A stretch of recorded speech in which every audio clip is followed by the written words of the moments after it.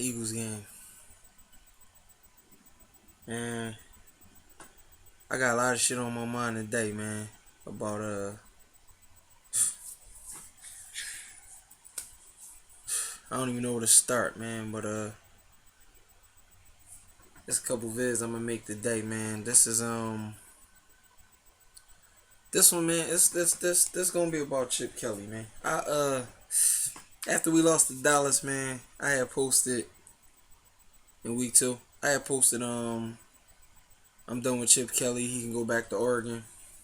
I know a lot of people, man. Like they I don't know. They still believe in this guy or whatever, man. But I, the reason why I said that after the Dallas game was because it's like you got NFL coaches who analyze, like you got NFL coaches who look at the team that they got coming up, like kind of like the same way I do my Eagles page. Like when I'm putting up my matchup pictures and all, and I'm saying like I research whether the player injured. I got to keep up with like who's the backup, is he injured, who's starting. You know what I'm saying? Then you got the injury reports where they don't want to give any info to the other team, so they put questionable when they know damn well a player not gonna play. So I got a couple things I gotta post on game day, whatever the case is. But my point I'm like trying to make is you got coaches who they see the game, they see the team that they got coming up. They look at the pros and the cons. They look at the strengths and the weaknesses. They look at things that they can capitalize off of in the game. They look at mismatches. They look at things they can take advantage of and all kinds of shit like that. Then you got Chip Kelly, who seems to me like he just goes into every game with the same damn game plan. Let's keep the pace fast. You know what I'm saying? Let's run a lot of plays. Let's run this fast tempo offense. Let's get a lot of points. Like, I mean, it's just weird, man. So after that Dallas game, like before that Dallas game, I was looking at every disadvantage they had. I said, Rolando McClain not playing. Greg Hardy not playing. Orlando Scandrick out for the season. So them first 3 things there, I'm like, they don't have a defensive leader. I mean, which give or take could be Sean Lee, but middle linebacker, I'm saying. They don't have McLean. They don't have their best cornerback. They probably don't. They don't have their best pass rusher. And then to top it off, you had I forgot the other player that was out. Randy Gregory. Their draft pick. They don't have him playing. And the icing on the fucking cake was they did not have Dez Bryant playing. Their best receiver. So I mean, to think of the game plan, you would think, okay, you know, they don't have their best corner. Let's match our best receiver up with, you know, our best receiver, Jordan Matthews. Let's match the slot receiver up with the nickel corner. Okay, we got inexperienced receiving corps, so like you can't really mismatch them with anybody. So like, I mean, that was whatever. Then you look at, okay, they don't have Rolando McClain, but they do have Sean Lee. Sean Lee is a fucking beast. So, I mean, we still, with our offense, didn't have an advantage against them. Now, you look at this Tampa Bay game. I know a lot of fans thought we was going to easily beat Tampa Bay, but, I mean, the sad part about it, and I try to tell people this, I'm like, Tampa Bay has the same record we have, and they have a better defense and a better offense than us. Like, they're better than us. They just don't have a good record. But it's time for Eagles fans to stop looking at every team like they inferior to us. Like we some kind of powerhouse that can easily beat people. We're not that team no more. And this is why this video is about Chip Kelly. Because I can't understand for the life of me like how he goes about coaching or shit. Like I just don't know how he game plans. I don't know if he actually looks at the players that's playing and say, okay, I can mismatch this guy with this guy. I can mismatch that guy with that guy. Like when he when he came into the NFL, he bought basically a phenomenon. But it was a good run. But like it's like now you're a deer in the headlights because everybody can game plan against your offense. Now I know it's a lot of fans out here that's mad that he got rid of certain players, he cut certain players. You know what I'm saying? Like he's a little arrogant. You know what I'm saying? He's a little arrogant ass coach. Whatever the case is. I didn't want to see a couple of my favorite players go, man, but I wasn't mad at Chip Kelly for the simple fact that I felt like he was a coach that had every right to build his own team. You know what I'm saying? So if that requires letting players go, then you just got to take the good with the bad. Now, it's not working out in his favor, so a lot of fans is jumping back to you blew up this team, you dismantled this team, and now they playing worse. Every right to feel that way. Me personally, I seen it coming from the beginning of the year. I argued with my brother all season about how this guy just dismantled this whole team, and it's like now you stuck. You stuck with an inexperienced offense. But that's just my raving and ranting about him as far as a fan. Now, when you look at Chip Kelly, the type of coach that he is, like, he's not really a good game planning type coach. Like, we drafted Nelson Aguilar. Now, he was injured for a few games, but Aguilar's season is borderline bust. So now if you take it all the way back to blaming Marcus Smith on Howie Roseman, okay, your draft etiquette's not that good neither. Aguilar is just totally, like, playing like a rookie. You know what I'm saying? Like, he's not doing anything special with the offense. So right now, my mentality is I believe in our team. I have no more faith in this coach. I don't care if we make the playoffs. I don't care if very, very, very far-fetched that we make the playoffs. So this is even way more like far-fetched, us getting to the Super Bowl, whatever. Anything can happen this year, you know what I'm saying? But it's not going to happen because of the coach. The players have to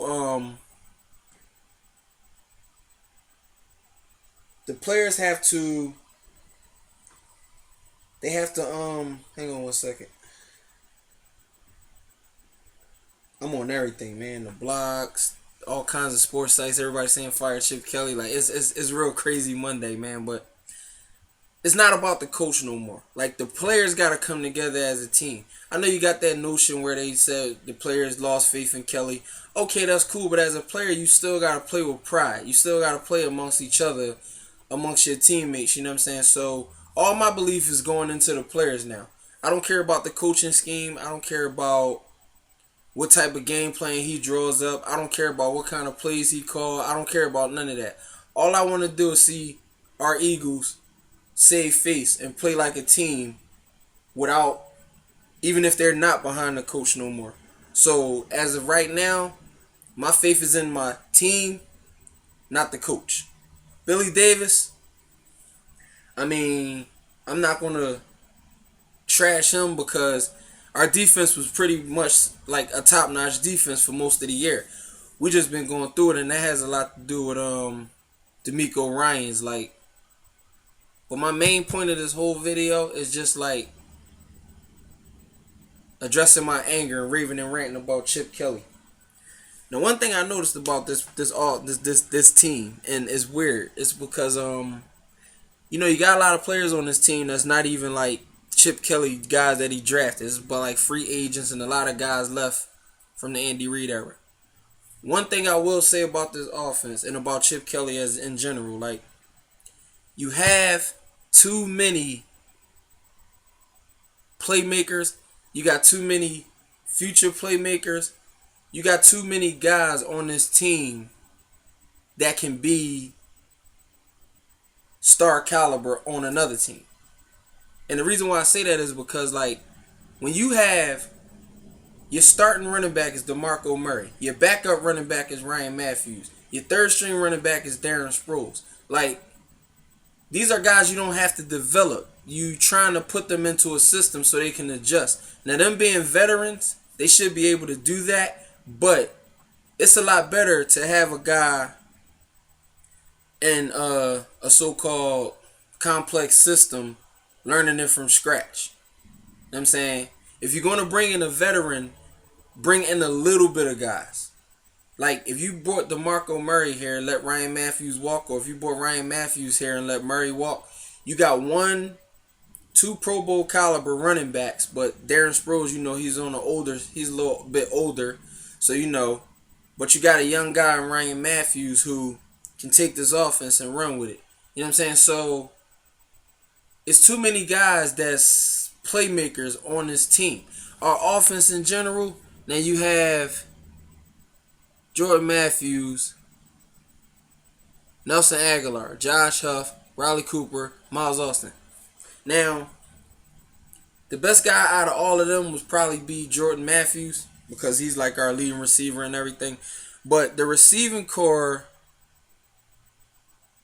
is a bunch of like young guys. And like I said in my past videos, you got Riley Cooper and you got Miles Austin.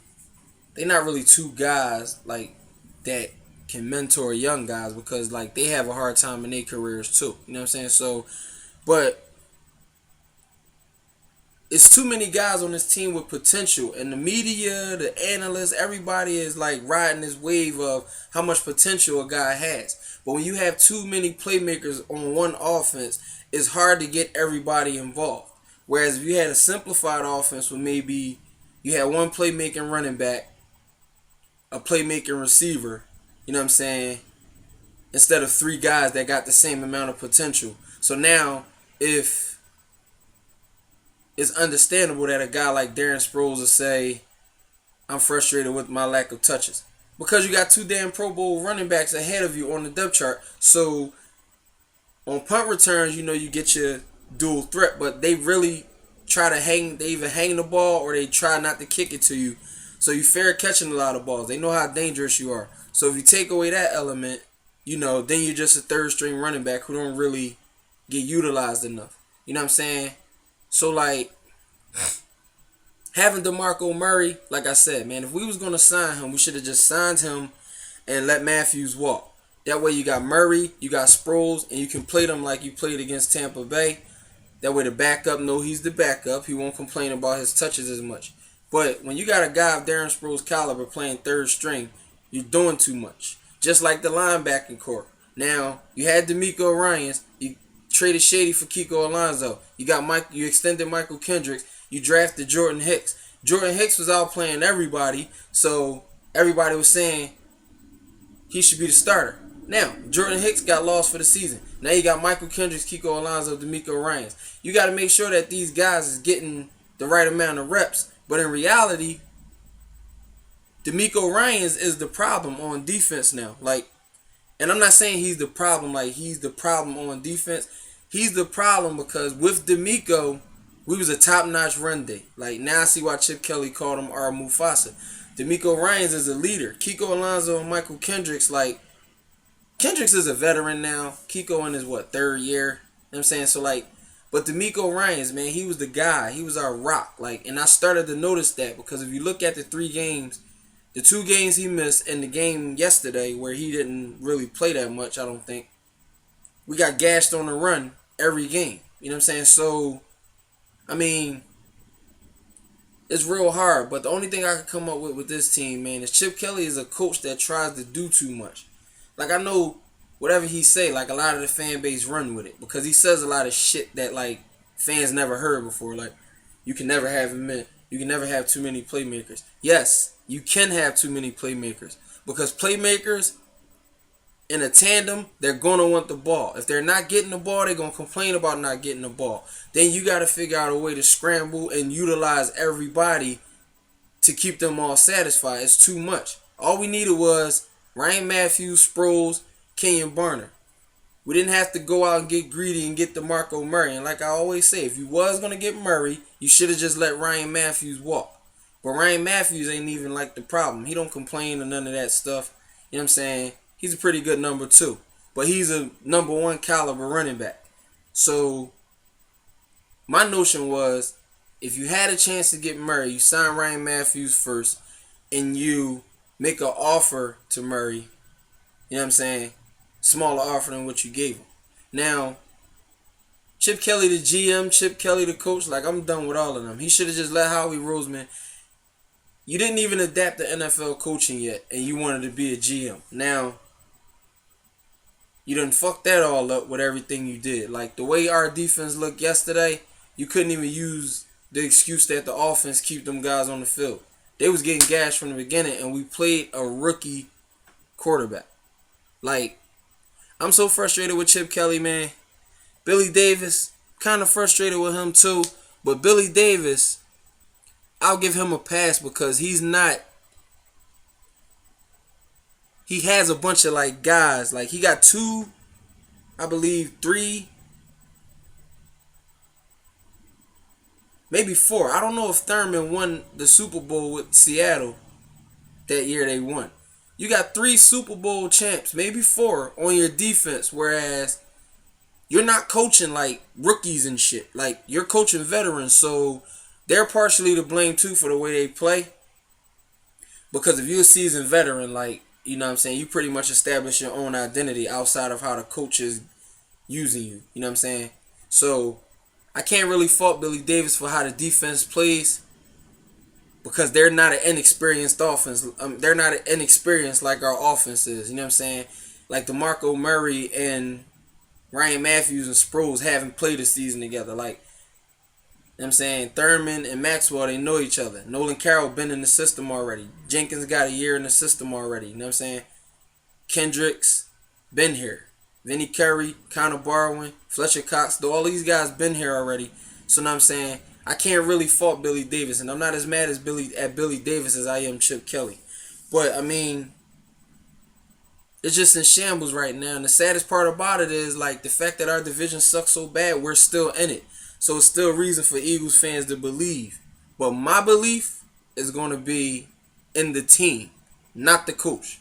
Because Chip Kelly, like, I don't know what he does. I don't know what he's doing right now. You know what I'm saying? It's a million different reasons why fans is mad at him. I'm just mad because he put this offense together and he doesn't seem to be doing nothing special. You know what I'm saying? Like, I watched Jameis Winston last night get third down conversions with ease, but they were doing like normal shit, but it looked a little bit more complex than the shit that we was doing. Like, when we went up 7-0, I had a reason to think it was going to be a good game. Once Tampa Bay scored, I said, now I got to worry about Sanchez. Because one thing I always know, I am a Sanchez guy. I believe Sanchez, moves the offense and everything. But one thing about Sanchez I always say is he will turn the ball over. And, of course, you seen yesterday 3 damn interceptions like it was nothing. He will turn the ball over. But, you know what I'm saying? Like, he just, like, fits this offense a little bit better. You know what I'm saying? Like, but he will turn over the ball. So that's frustrating. So when we went up 7-0, I had reason to believe it was going to be a good game. Once Tampa Bay tied the game, I said, okay, now I got to worry about Sanchez because same thing I used to say about Bradford too. Like, I got to worry about these guys because one thing I can trust, and we always could trust, was our defense. They've been in shambles right now, last 3 games, but one thing we could trust was our defense to come out and perform. It was always the offense that worried me. The inconsistencies, the inexperience, the miscommunications and everything. We don't have that type of offense where okay, you're going to strike against us, we're going to strike back. That's not the case no more. So anytime our offense hit the field, I saw Chip Kelly as a guy that just didn't have a different type of game plan for the next series or whatever if he had to change it up. He plays the same way. So that's pretty much why I'm done with him. You know what I'm saying?